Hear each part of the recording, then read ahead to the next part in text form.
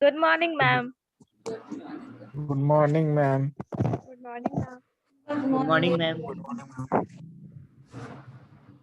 Good morning, ma'am.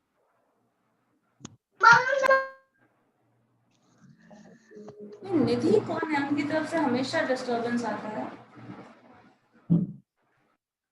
Role number 11 I think.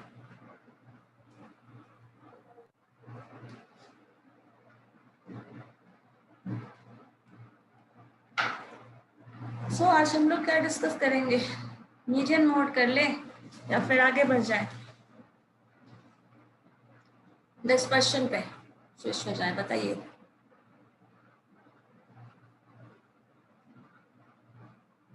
आपका जो मन मैम पढ़ा दीजिए। जो मन है वो पढ़ा देंगे। नहीं, अगर मीडियन मोड देखना है, कुछ थ्योरेटिकल कंसिडरेशन उसका जो भी है, ठीक है। ऐसे आप लोग पढ़े हुए हो, कैलकुलेशन बेस तो सारा कुछ किए हुए हो ना, तो थोड़ा बहुत डिस्कस कर सकते हैं। नहीं तो फिर हम लोग डिस्कशन पे स्विच कर जाएंगे।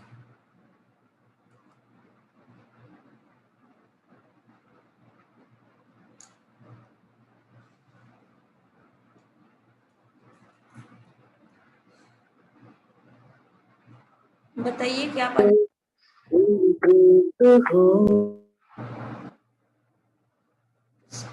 अभी। Good morning ma'am.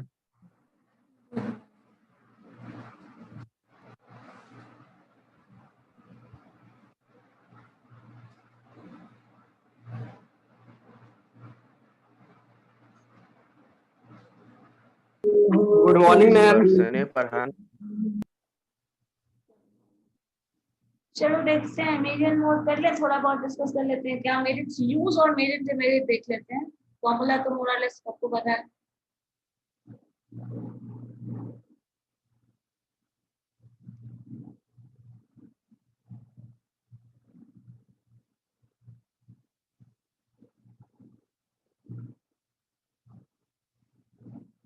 मीडियन, अच्छा मीडियन को कोई डिफाइन कर सकता है?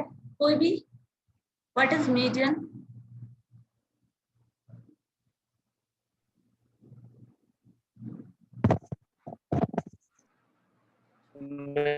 मीडियन होता है किसी भी डाटा में सबसे ज्यादा टाइम जो आता है ना, उसी को median Middle observation. Middle observation, या फिर the point which divides the data into equal parts, यही था ना? द पॉइंट ऑफ डेटा या फिर point on data that divides the whole data into equal parts.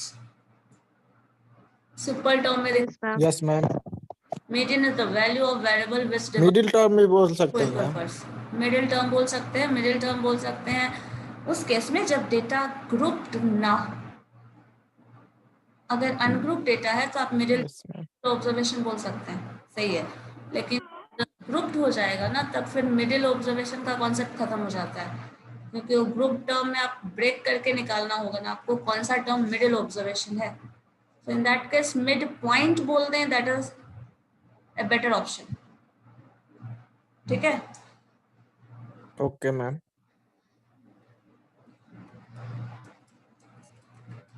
Calculation तो पता है, leave it. Derivation of formula आपके part का नहीं है, जस्ट लीव दिस।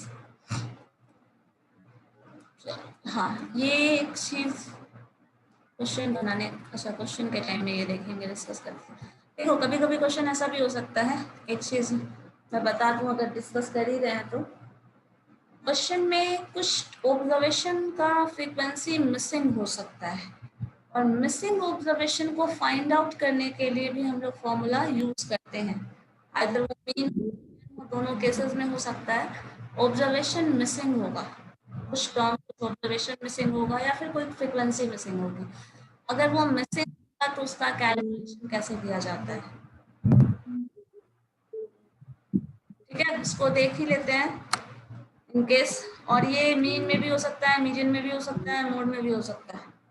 कोई एक ऑब्जर्वेशन मिसिंग हो या एक से ज्यादा, दो होगा मैक्सिमम, दो होगा, उससे ज्यादा मिसिंग ऑब्जर्वेशन आपके पास नहीं होगा। तो अगर वो मिसिंग है तो उसको कैसे फाइंड आउट करना है? With the help of median formula या फिर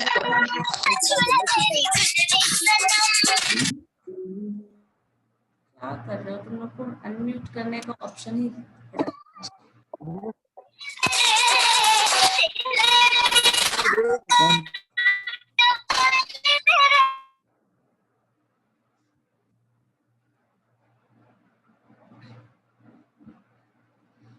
सो अगर हमारे पास फ्रीक्वेंसी डिस्ट्रीब्यूशन गिवन है जिसमें कुछ टर्म मिसिंग हो, ऑब्जर्वेशन, तो हमारे पास वेरिएबल का डेटा है, फ्रीक्वेंसी का डेटा है, और इस फ्रीक्वेंसी में दो फ्रीक्वेंसी है, आपको दिख रहा होगा 30 to 40 वाले रेंज में। 30 to 40 वाले रेंज में एक फ्रीक्वेंसी है जो कि मिसिंग है, एंड 50 to 60 वाले में एक फ्रीक्वेंसी है जो मिसिंग है।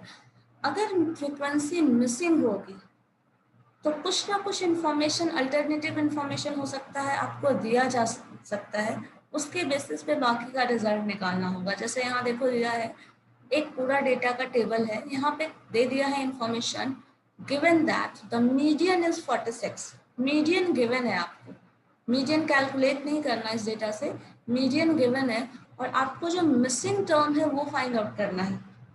तो कैसे करोगे? जैसे देख लीजिए, आपको पता है x और वैल्यूज हमारे पास y जो टर्म्स है वो गिवन है, कोई पर्टिकुलर x y वैल्यूज का अल्टरनेटिव जो फाइंड आउट करना होता है उसके लिए हम अल्टरनेटिव x और y डाल देते हैं, जो कि यहाँ किया गया है।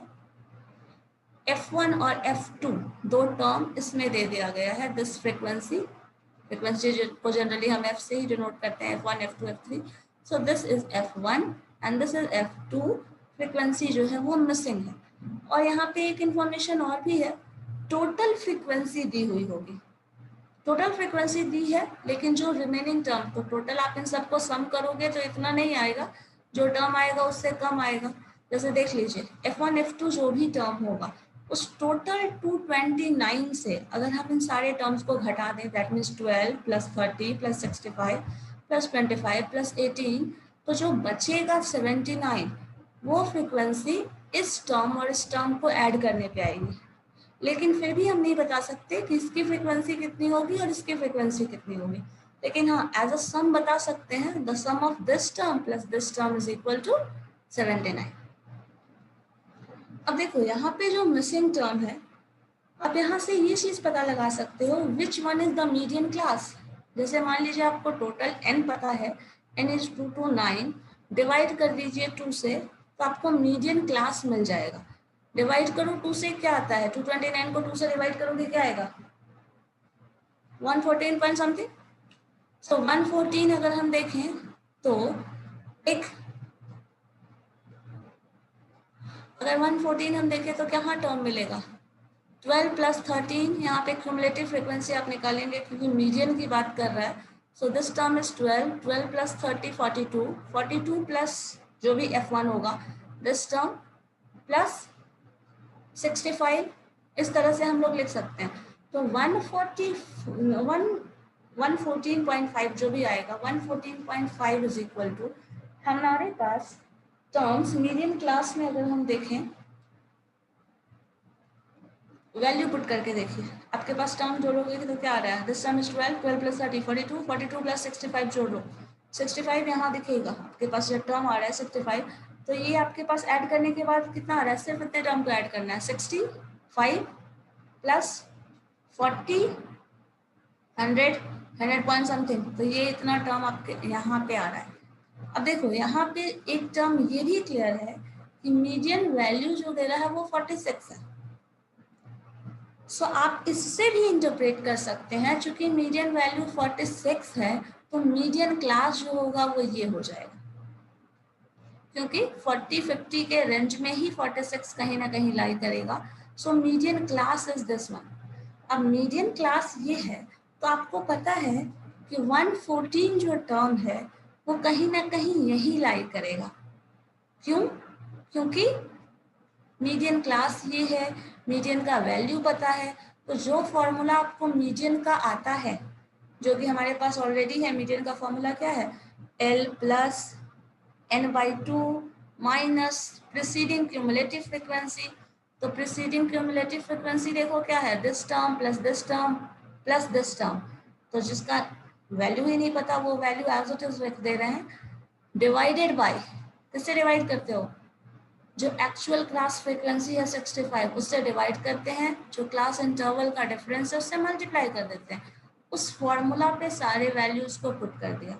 जब इस फॉर्मूला पे सारे वैल्यूज को पुट करेंगे तो यहाँ पे और फर्दर सिंप्लीफिकेशन करने के बाद इस टर्म में आप कुछ जोड़ेंगे, जो रिजल्ट आएगा 70, ये टर्म ऐड करो 242, ये टर्म घटाओगे इससे तो बचा 72.5।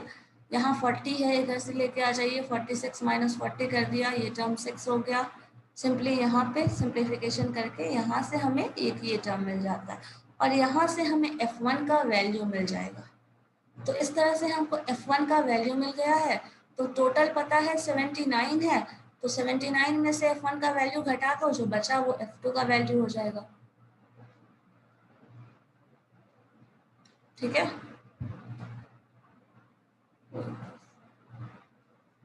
क्या हुआ नीतीश, बोलिए, कुछ पूछना है? मैम समझ में नहीं आ रहा है मैम। कॉपी पेन लेके बैठे हो, करके देखो calculation.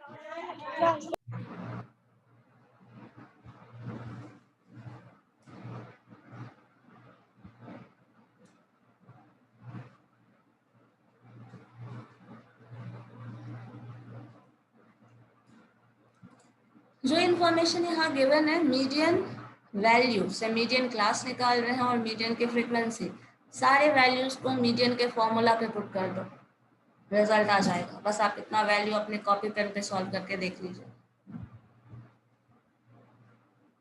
That is the answer.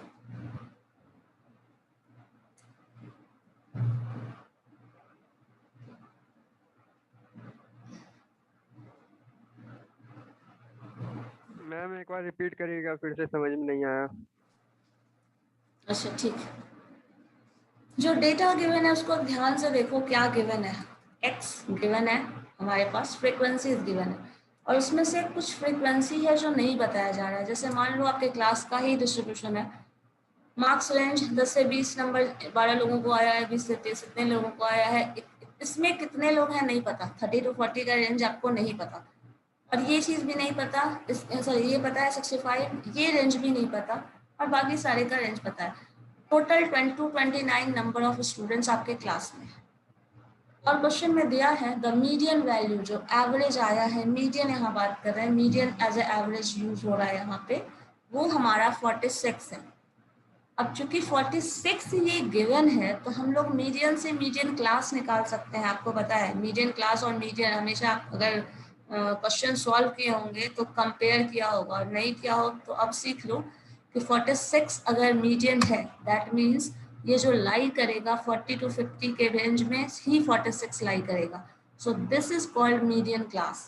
जब भी कोई भी मीडियन गिवन हो तो आप इसके रेंज के वैल्यू, वेरिएबल का जो वैल्यू है, जो रेंज गिवन होता है, क्लास इंटरवल जिसे आप कहते हैं, वो क्लास इंटरवल उसी क्लास इंटरवल में वो मीडियन वैल्यू हमेशा लाई करती है। अगर 46 है तो यहाँ, अगर 56 होता तो यहाँ होता, 66 मान लो होता तो इसमें होता।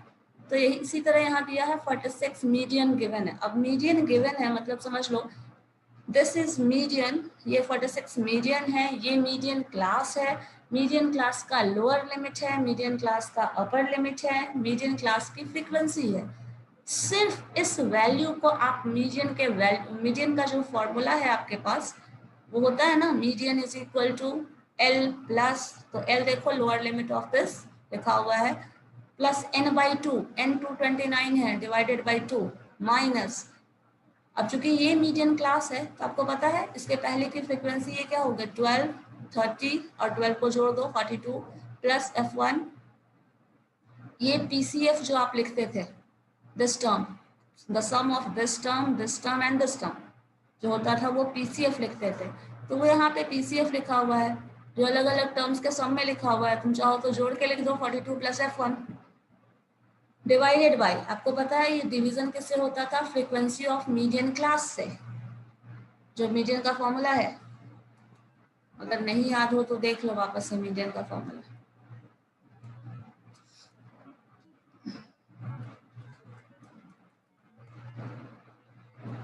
अच्छा आपने इस फॉर्म में नहीं देखा होगा, ये टर्म यही है। अच्छा आप जो यूज करते हैं फॉर्मूला वही रखें, कंफ्यूज होने से ज्यादा बेटर है।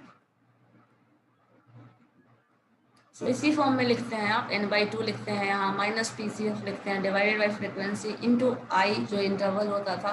तो यहाँ इंटरवल क्या है 10। हाँ बोलिए। मैम ये then F1 plus F2 equal to 229 है ना मैम, तो वहाँ मैम ऐसे तो 229 प्लस F1 प्लस F2 होना चाहिए था। 229 प्लस F1 F2 नहीं है, टोटल 229 दिया हुआ है ना, टोटल लिखा है। अच्छा हाँ वो टोटल 229 है ना मैम, तो F1 प्लस F2 ये कैसे है, नहीं समझ में आ रहा है। 1 प्लस F2 बाकी सारे टर्म को जोड़ उसमें से घटा दो। ये पता है आपको, ये पता है, ये पता है, जो पता हाँ है ना उन सबको जोड़ दीजिए एक जगह और टोटल 229 में से इसको घटा दीजिए, जो बच गया वो इन दोनों का सम होगा। टोटल गिवन है, वो हाँ। टोटल गिवन है। हाँ 229 is total given, total word लिखा है ना, ये टोटल हाँ। फ्रीक्वेंसी बता रही है। तो टोटल गिवन है हमारे पास, तो ये टर्म और इन दोनों का टर्म का सम कितना होगा वो बता सकते हैं, लेकिन इंडिविजुअली नहीं बता सकते ना कौन सा कितना होगा। कैलकुलेशन करना है और वो कैलकुलेशन इस पार्ट में आ जाता है। और ये तो सिंपल आपका शुरू में जो टर्म लिखा था वो लिख रहा था। बोलिए रोल नंबर 26।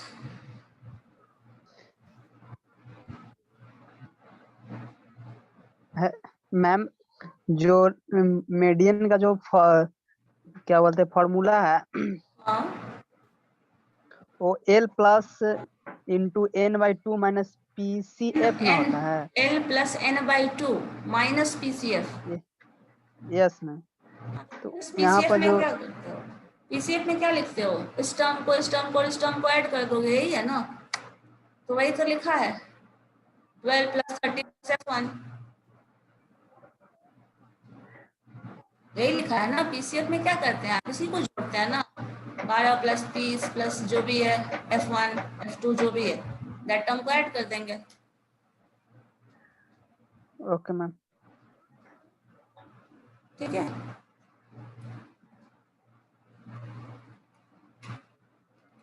तो इसी फॉर्मूला पे बस वैल्यू पुट कर दोगे, रिजल्ट आ जाएगा। एक F1 आ गया तो दूसरा दोनों का सम इतना है तो घटा लो, बात खत्म हो गई, यही आंसर है। और ये मिसिंग फ्रीक्वेंसीज 1 या 2 यही रहेगा, इससे ज्यादा आपका मिसिंग फ्रीक्वेंसीज गिवन नहीं हो, क्वेश्चन में नहीं होता है, जनरली नहीं होता, बहुत ज्यादा कैलकुलेटिव हो जाता है वो। 1 या 2 मिसिंग हो सकता है, तो 2 मिसिंग में तो बहुत आसानी से हम लोगों ने बना लिया क्वेश्चन। सिर्फ इतना ही स्टेप हम लोगों को करना है। सिंपली फॉर्मूला ये दिया हुआ है, टोटल फ्रीक्वेंसी हमेशा गिवन होगी। अगर मिसिंग फ्रीक्वेंसी की का कॉन्सेप्ट होगा ना, कहीं भी क्वेश्चन होता है तो टोटल फ्रीक्वेंसी गिवन होती है। टोटल फ्रीक्वेंसी गिवन है, आप इसमें से इसको कैलकुलेट करके निकालो।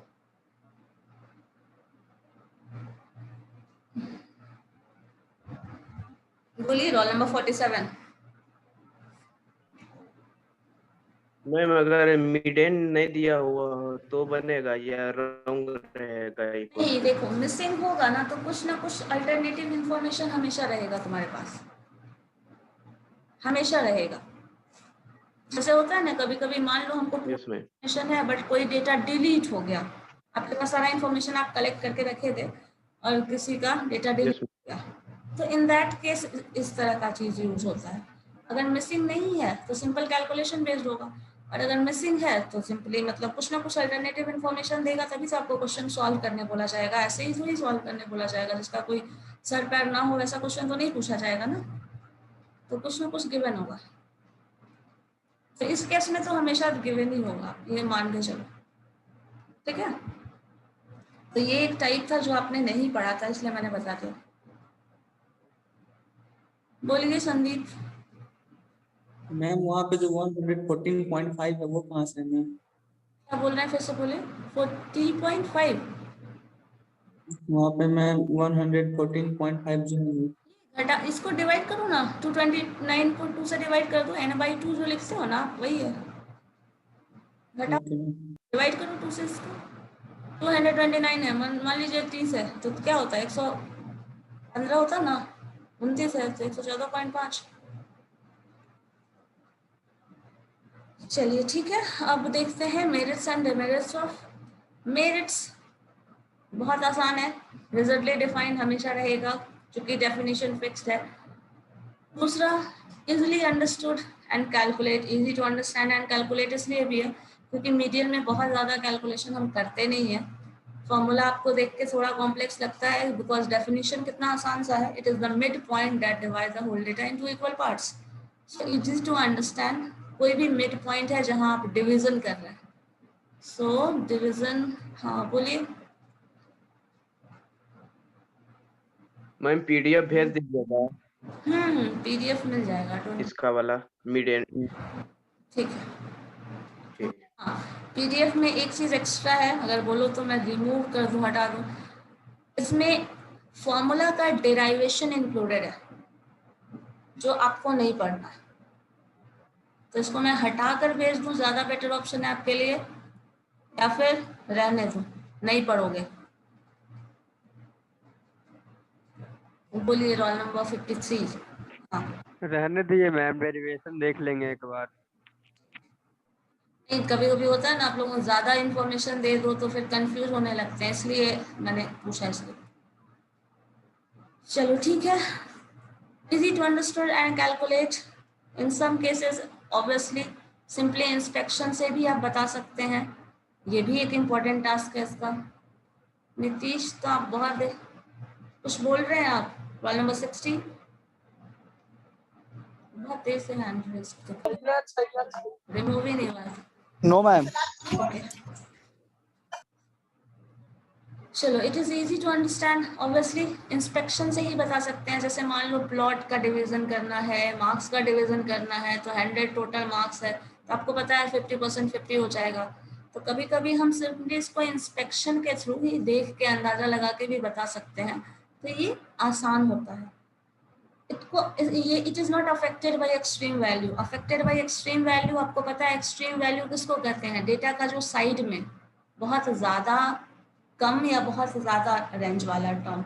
जैसे मान लीजिए पूरा डेटा है आपके पास, तो पूरे डेटा को अगर आप ऐसे डील कर रहे हैं और डेटा कुछ ऐसा मतलब ग्राफ, अगर हम ग्राफिकली देख लें इसको, तो मान लो कुछ ग्राफ ऐसा बन रहा है, तो मिड ऑफ द डेटा को हम डिस्कस करते हैं, लेकिन एक्सट्रीम में साइड में क्या रेंज में लाई कर रहा है, क्योंकि हम लोग डील किससे कर रहे हैं?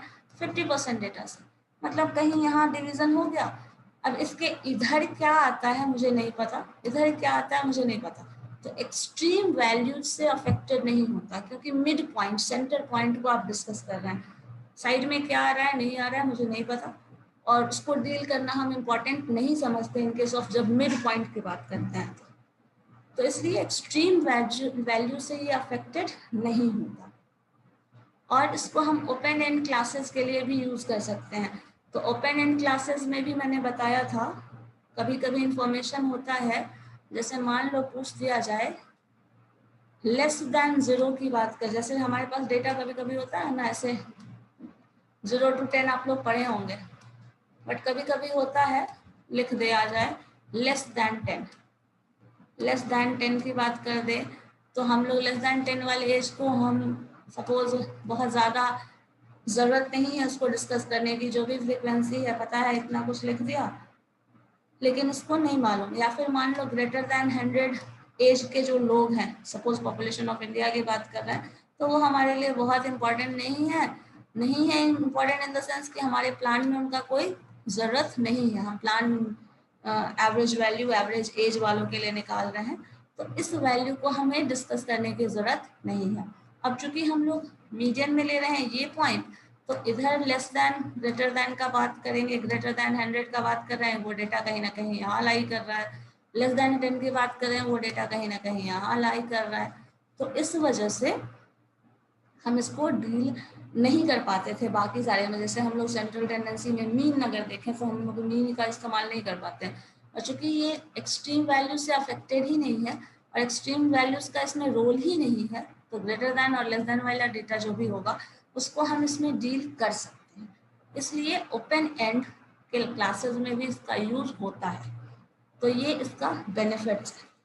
अब देखो डिमेरिट क्या है, कभी भी इनफैक्ट बहुत सारे केसेस में हम लोग एग्जैक्टली नहीं बता सकते कि मीन क्या होगा। जैसे ऑब्जर्वेशन आपने कहा ना, मिडिल ऑब्जर्वेशन, तो मिडिल ऑब्जर्वेशन अगर हम लोग देखते हैं तो ऑड टर्म में कुछ मिडिल ऑब्जर्वेशन नहीं, सपोज 3.5 मीन आता है, तो 3.5 कोई पर्टिकुलर नंबर उस केस में होता ही नहीं है। जैसे एवरेज एज पूछा जाए तो 3.5 बोलोगे, एवरेज हाइट पूछा जाए 3.5 बोलोगे, तो ऐसे टर्म्स में उसका बहुत ज़्यादा सॉरी एग्जैक्टली उसको डिटरमाइन नहीं किया जा सकता।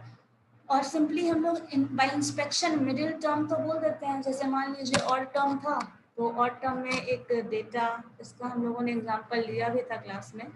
मान लो हमारे पास इंफॉर्मेशन है 1 2 3 4 कोई नंबर है और यहाँ ऑड नंबर है, इसमें मिडिल टर्म क्या आप निकालोगे? मिडिल टर्म तो है ही नहीं। तब क्या कर रहे हैं आप, इन दोनों टर्म का एवरेज ले रहे हैं और उसी को बता दे रहे हैं 2.5, ये मीडियन है। तो इसी तरह ये एक जो है वो डिमेरिट है, जो मिडिल टर्म की बात तो करता है, मिड पॉइंट की तो बात करता है, मिडिल टर्म की बात करता है जो आप बोल रहे थे। तो मिडिल टर्म नहीं मिलता, but mid point in the sense जो मैंने कहा था वो हो सकता है, जो कि डिमेरिट है। और कभी कभी नंबर्स, अगर मान लो ये आदमी की बात करें, इंसान की बात करें, एक इंसान हो सकता है, 2 इंसान हो सकता है, 3 हो सकता है, 4 हो सकता है, 2.5 इंसान तो हो नहीं सकता। इन दैट केस ये मीनिंगलेस हो जाता है। So this is the demerit. दूसरा है ये ऑल ऑब्जर्वेशन पे बेस्ड नहीं होता, क्योंकि इसको सिर्फ मिड पॉइंट से मतलब है, तो बाकी डेटा से कोई इन्फॉर्मेशन ही नहीं। जैसे अभी जस्ट वाले क्वेश्चन में अगर हम बात करें, मीडियन का इन्फॉर्मेशन है, सिर्फ उसके बेसिस पे हम कैलकुलेशन कर रहे हैं, बाकी क्या इन्फॉर्मेशन दिया गया है उससे कोई मतलब नहीं है। सो ये टर्म इंपॉर्टेंट है, it is not based on all observation. दूसरा, इसका फर्दर कैलकुलेशन नहीं हो सकता, फर्दर मैथमेटिकल कैलकुलेशन इस पे बेस्ड नहीं किया जा सकता। As compare to mean it is much affected by fluctuations of sampling. Data में से अगर थोड़ा बहुत कुछ हटा दीजिए, कुछ भी टर्म आप साइड से रिमूव कर दीजिए, जैसे मान लो इसी डेटा में अगर 0 to 100 की बात करें, तो हम पूरे डेटा में से कुछ इंफॉर्मेशन साइड से रिमूव कर दें।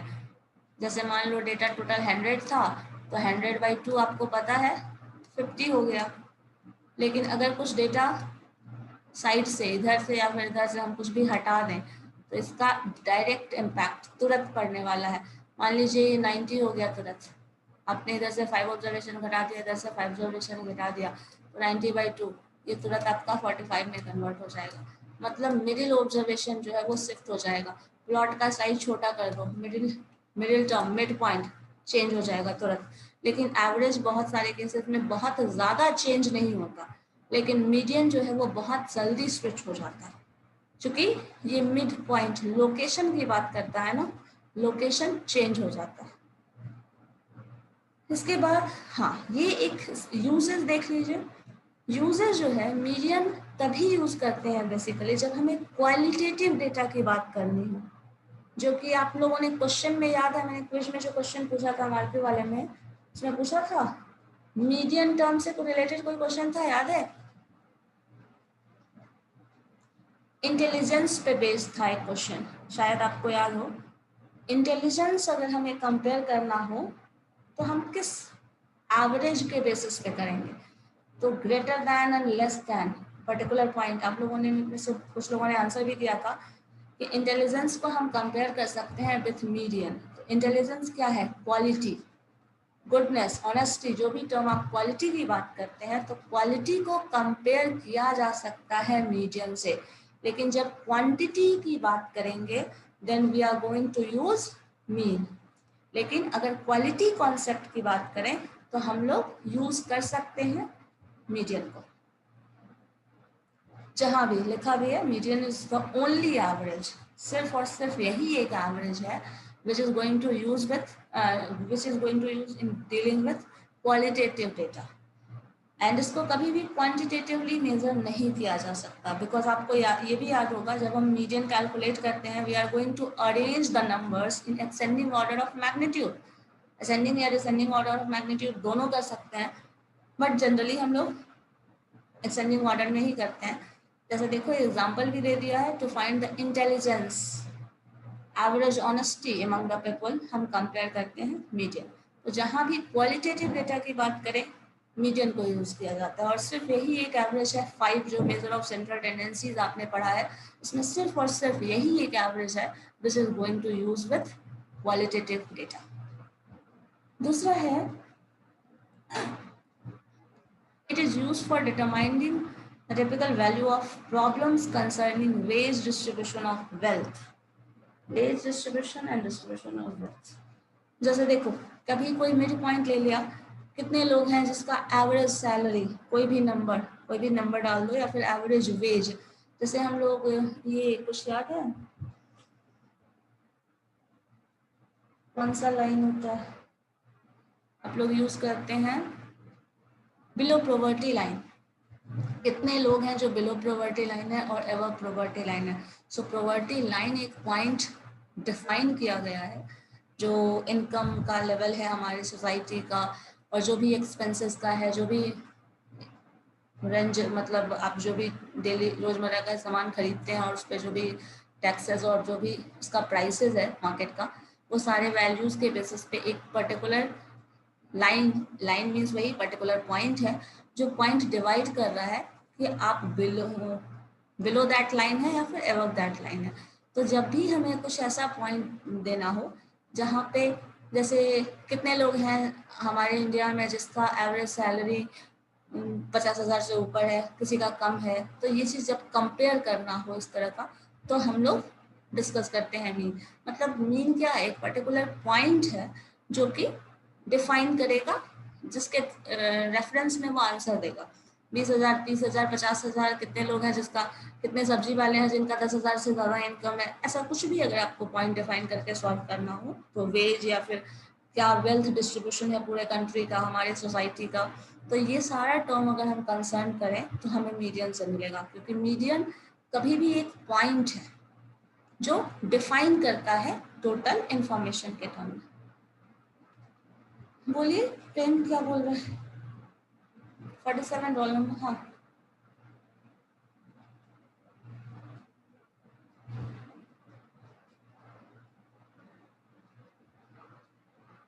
बोलो क्या हुआ? गलती से हैंड रेज हो गया था क्या? ठीक है, तो हम लोग जब भी इस तरह का डेटा डील करेंगे तो अब ये चीज, अब देखो इम्पोर्टेंट क्या है आपके लिए, जो भी कुछ अभी तक पढ़े हो सब में इम्पोर्टेंट क्या है, कौन सा एवरेज कब यूज करना है। मैम हाँ बोलिए। मैम कहें कि इसका वीडियो यूट्यूब पर अपलोड करते हैं कि नहीं? कर देते हैं, रोज ही अपलोड होता है।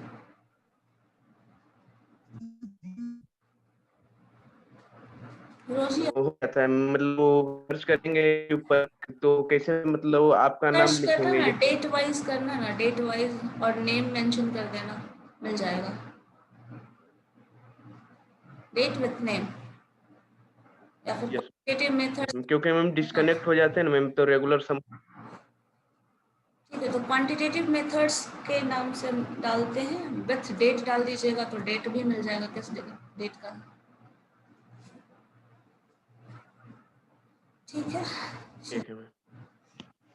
तो ये आपका, हाँ अब जो मैंने बता रही थी आपको, क्या कौन सा एवरेज कब यूज करना है, क्योंकि आपको देखो प्रैक्टिकल पर्पस के लिए अगर यूज करना है तो आपको ये पता होना जरूरी है कि आपको कौन सा एवरेज यूज करना है। तो ये चीज हमेशा देखिएगा, कंपेयर करो। कंपेरेटिव स्टडी में सबसे बड़ा फायदा हो जाता है ना कि आपको कब क्या यूज करना है ये भी पता चल जाएगा, और कब कहाँ क्या नहीं करना है वो भी पता चल जाएगा। और इसके यूजेस ही बेसिकली आपको बताते हैं कि किस फील्ड में आपका क्या पर्टिकुलर यूज होने वाला है, और उसी यूज के बेसिस पे उसका इंपॉर्टेंस डिसाइड होता है।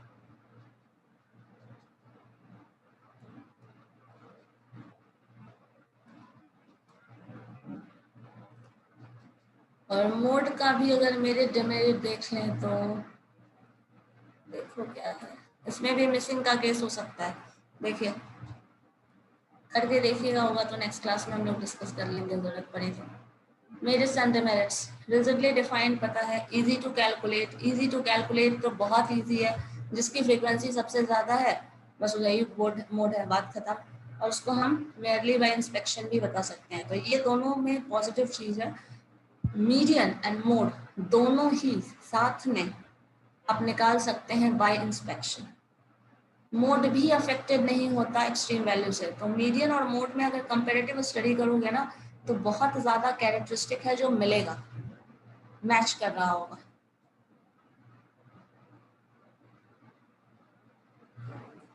हाँ, यहाँ पे एक चीज है, mode can be conveniently located even if the frequency distribution has class interval unequal magnitude, but condition है modal class and the classes preceding and succeeding are of the same magnitude।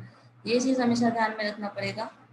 कभी भी हम लोग अनइवन मतलब unequal interval भी अगर होगा तब भी मोड को कन्वेंटली डिफाइन किया जा सकता है, बताया जा सकता है, इस क्लास से है। और कभी कभी मोड में आपको शायद ये भी पता होगा एक से ज़्यादा भी मॉडल वैल्यू आ सकता है। जैसे मान लो अगर क्वेश्चन में ये हो या फिर फ्रीक्वेंसी जो डेटा का दिया है, शायद आपने पढ़ा हो कि कभी कभी ऐसा भी होता है, मान लो 0 to 10 है,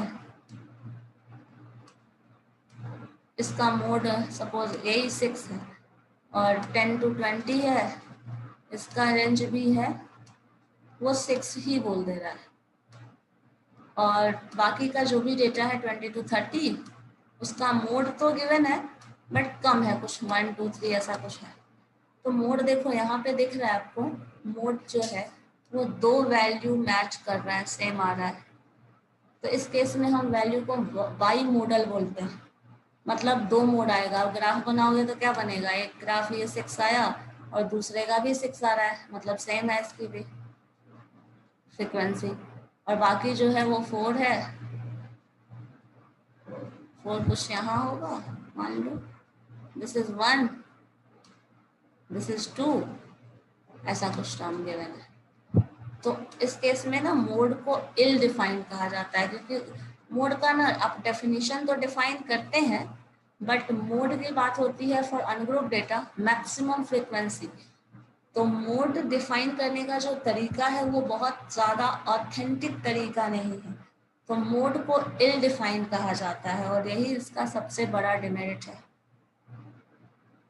किसी किसी केसेस में देखो लिखा भी है, in some cases we can't we have 2 modes। जैसे मैंने अभी जो एग्जांपल दिया, 2 मोड आ गया ना, एक वैल्यू 0 to 10 में भी 6 बता रहा है, 10 to 20 में भी 6 बता रहा है, उसको हम बाई मॉडल कह सकते हैं।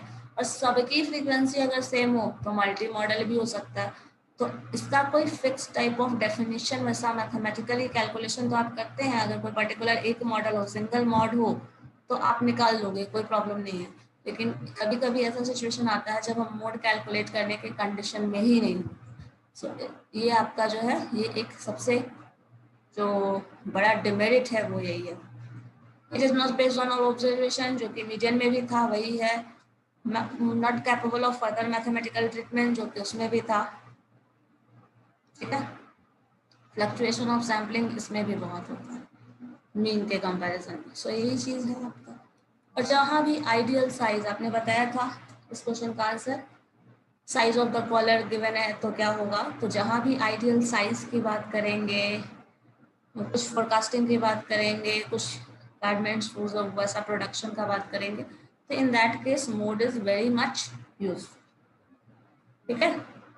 सो ये पॉइंट्स हैं, तो यूजेस, मेरिट्स, डिमेरिट्स, ये देख लीजिए सारे पॉइंट्स का क्या इंपॉर्टेंस है। उसी से आपको ऑलमोस्ट सब पता चल जाएगा कि कब यूज़ करना है, किस सिचुएशन में कौन सा सेंट्रल टेंडेंसी यूजफुल है और कौन सा बहुत ज़्यादा यूजफुल नहीं है, कौन सा रिलायबल है, कौन